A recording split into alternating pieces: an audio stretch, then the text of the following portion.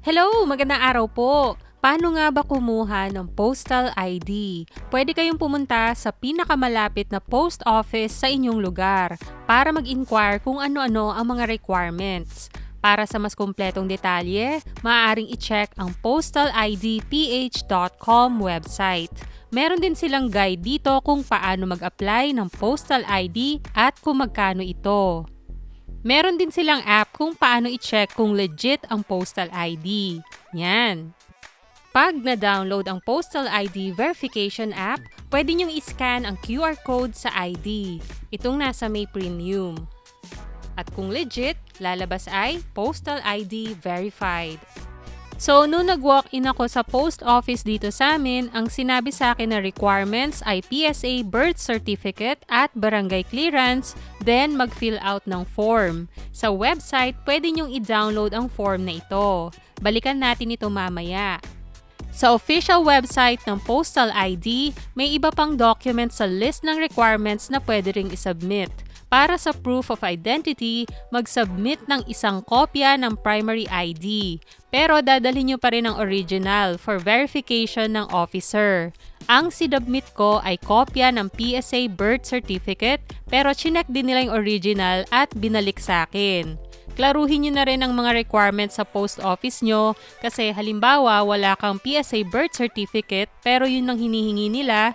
Since nakapost naman sa official website ng Postal ID na pwede rin ang National ID or Driver's License as primary ID, hindi ka na dapat i-require pa na mag-submit ng PSA birth certificate at isa lang naman ang hinihingi sa listahan na ito.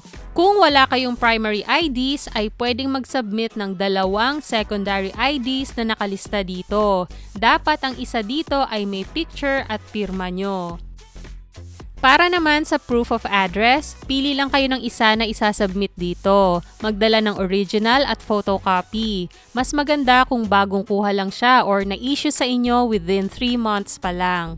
Ang pinasa ko dito ay original barangay certificate, hindi photocopy, so hindi ko lang sure kung ganun din sa ibang post office.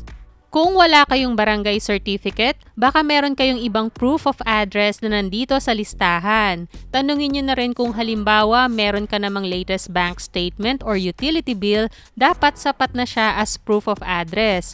At hindi ka na dapat i-require kumuha pa ng barangay clearance or certificate kasi isa lang naman ang nire-require dito. Dapat sa proof of address, kung ano yung ilalagay nyo na address sa postal ID, yun din ang address na nakalagay sa dokumento na isasubmit nyo. Okay, other documents. Sa mga babae na may asawa na, kung ang mga dala nyong dokumento ay hindi pa nasa married name nyo, kailangan nyong mag-submit ng marriage contract or certificate. Pero linawin nyo na rin po ito sa post office nyo. Kasi kung married name naman ang nasa valid IDs na isasubmit, baka hindi na ito kailangan. Binabase ko lang ito sa nakalagay dito sa official website ng Postal ID. Meron ding ibang requirements para sa mga byuda, hiwalay sa asawa, naturalized Filipinos, foreigners at para sa mga minors or below 18 years old na kailangan ay may kasamang legal guardian. Hindi ko na ito masyadong madidiscuss sa video na ito dahil hindi ito yung mga sinubmit kong documents. Pero nandito naman siya sa postalidph.com. Then, mag-fill out ng application form. Pwede kayong mag-download nitong form sa Postal ID website, pero meron din namang application form sa post office mismo. Yung mga may red na checks ay required sagutan. Capital letters dapat at black ballpen ang gagamitin sa pagsusulat. Pwede nyong lagyan ng NA kung hindi applicable sa inyo ang hinihinging impormasyon. Okay, letter A, application type. Ang purpose ng sa akin ay initial kasi bago pa lang. Sa processing type, sa regular, 550 pesos yon, pero sa akin rush, 650 pesos. Then, letter B, applicant details naman. Isulat ang buong pangalan, first name, middle name, last name at kung may suffix sa pangalan katulad ng junior or senior. Tapos, gender. Then, birthday nyo, month, day at year. Then, place of birth or kung saan kayo pinanganak, saang probinsya at bansa.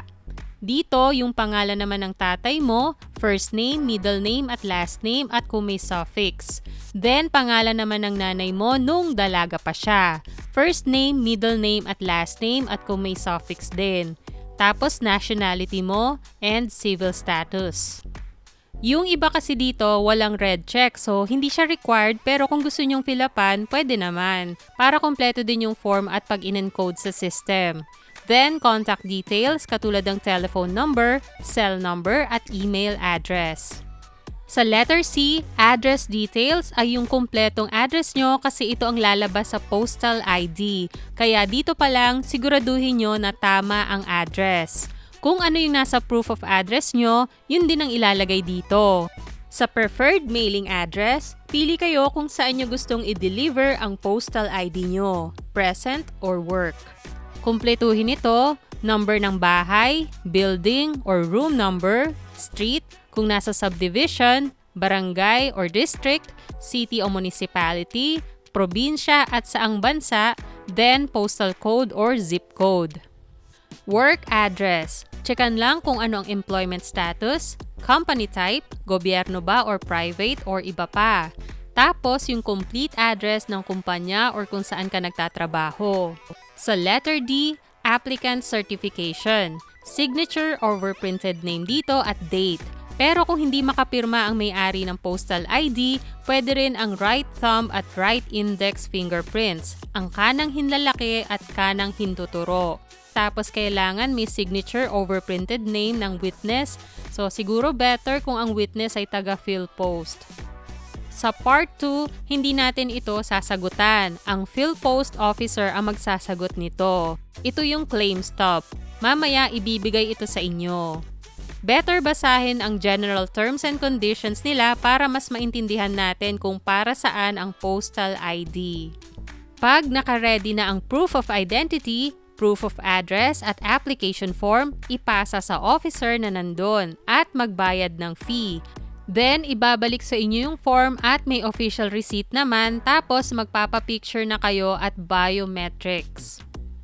So, ibibigay nyo sa officer na in charge sa pagpicture yung form nyo. Wala namang sinabi na required kung anong suot, pero yung shirt ko may collar para sure at mas maayos tignan sa picture.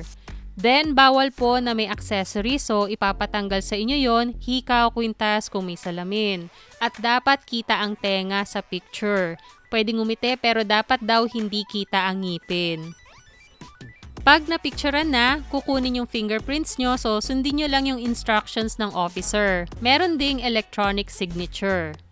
Ita-type ng officer yung information nyo sa system. Ipapacheck sa inyo yon. Kaya mabuti na i-check yung pangalan nyo at address, lalo na yung spelling o baka may kulang.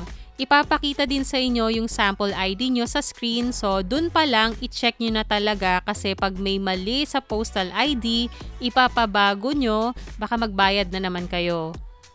Pag okay na, bibigyan kayo ng claim stub, yung nasa baba ng form, naka-attach din dun yung official receipt na bayad na kayo. Then, ite-text nila kayo kung pwede nang i-claim. Pero mas okay din na tanungin nyo kung kailan makukuha para kung hindi mag-text, at least alam nyo kung kailan siya babalikan para i-claim. In 3 working days, tinext ako na pwede ko nang kunin anytime. Rush ito, within the week makukuha na. So baka depende rin kasi kung saang branch kayo ng post office kumuha ng postal ID. Sa pag-claim, ibigay sa PhilPost officer yung claim stub. So, yung ibibigay sa inyo nakasobre pa, nasa loob yung postal ID. Papipirmahan kayo sa listahan ng mga nakakuha na ng postal ID. So, ibig sabihin na-receive nyo na. Valid po ang postal ID ng 3 years. Salamat sa panunood. Like, share, and subscribe.